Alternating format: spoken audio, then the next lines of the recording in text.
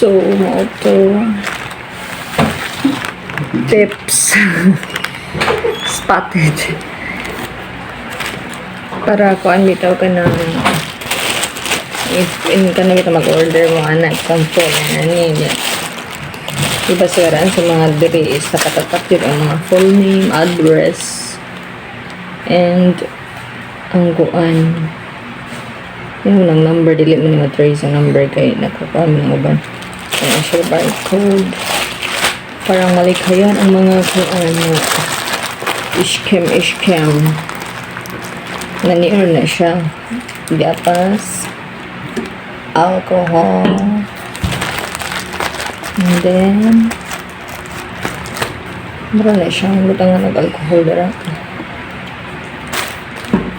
at sir ilabay delete sa inyo ko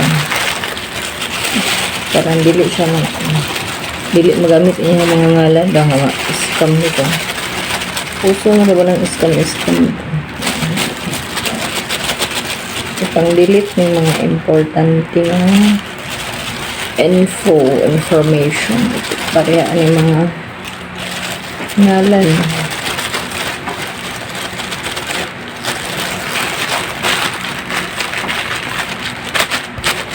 kaya na siya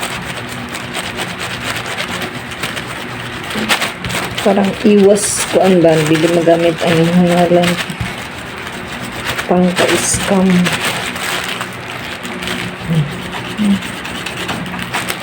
and then yeah siya mabasa okay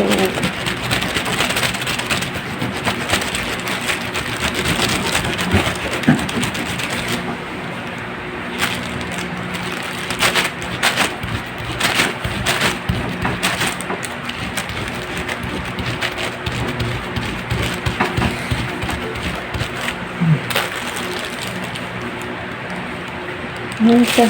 Na. O, diba? Wala na ikuan.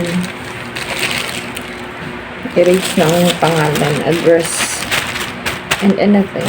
Ano siya ilagay.